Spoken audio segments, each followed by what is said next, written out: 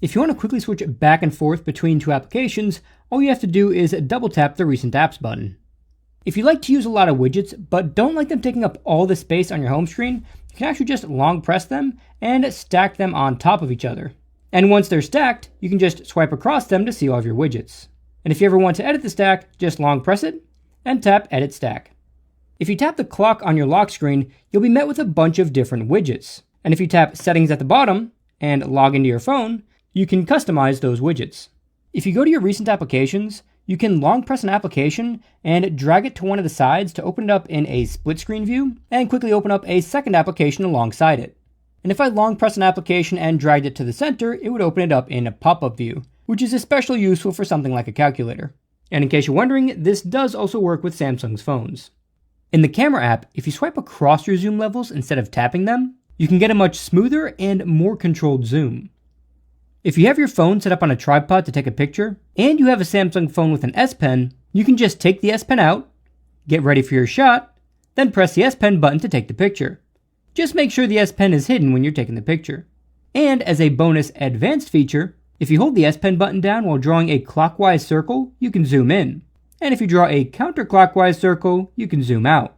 And if you don't have anywhere to hide your S Pen for the photo, you can just set up a timer to give yourself enough time to put the S Pen away before taking the photo.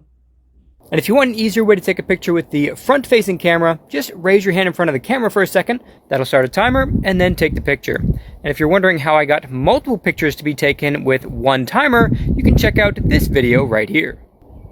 If you go to Settings, then Display, then scroll down about halfway until you get to Navigation Bar and tap that, you can switch to Swipe Gestures, which gives you iPhone-style navigation. This means you can swipe up to go home, swipe up and hold to go to your recent applications, swipe across the bottom to go back and forth between your most recently used applications, and even swipe in from the right or left sides to go back. If you have a fold-style device or a Samsung tablet and you're using the swipe-style navigation, you can minimize this app bar at the bottom by long pressing just to the side of it. Then you can long press to the side of it again and bring it right back. And speaking of this app bar, if you long press one of the applications, you can quickly drop them into a split screen view. If you use Samsung's built-in internet browser, you can swipe across this bar at the bottom to go back and forth between your open tabs. And while we're on this page, I do want to quickly point out that we're just a couple days away from one of Samsung's biggest sales events of the year. If you want to learn how to save big on Samsung's latest products, including phones, TVs, monitors, as well as things like refrigerators, then check out the links in the pinned comment. The Edge panel is an incredibly useful feature that's available on Samsung's tablets and smartphones, and I highly recommend enabling this if you haven't already. Not only does this give you quick access to any application you want, but you can long press one of these applications and drag them out for multi-window view. Or you can drag an application to the middle for pop-up view. And here's a bonus feature. If you're using a pop-up view for something like a calculator, you can tap this bar at the top, then this double square icon here, and lower the transparency of the window. This allows you to use the calculator while still seeing what's behind it at the same time.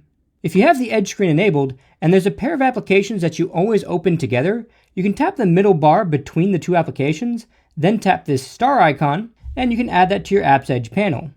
Now, if I go back to the Edge panel and swipe to the bottom, I can tap the app pair, and it'll open up both applications in the orientation that I previously had it set to.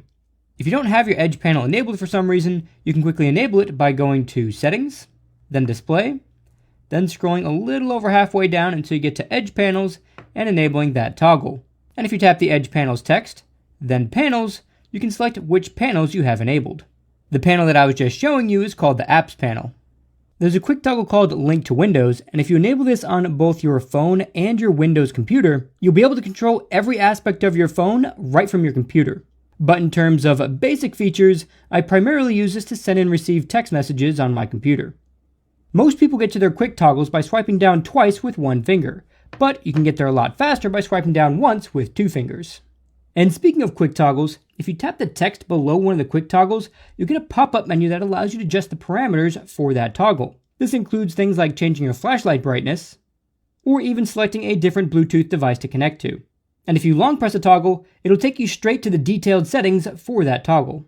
If you want faster access to your brightness adjustment, just tap these three dots in the upper right corner, then tap Quick Panel Layout, then tap Brightness Control, and switch it to Show Always.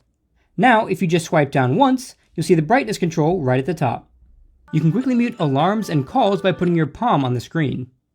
If you ever need to scan a QR code, just open up your camera app, aim it at that QR code, and tap the link.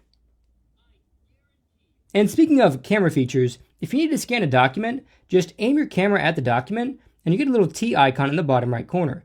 If you tap that T, it'll take a quick picture, then let you adjust the outlines of that document, and when you tap Save, it'll save a cropped version of that document.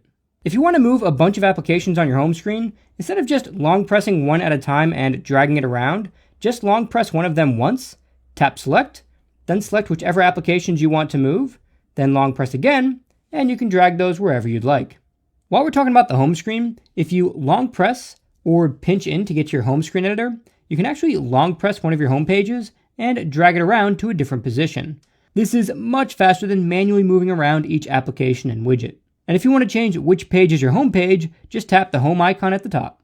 And if you swipe all the way to the left, you'll be able to disable Google Discover.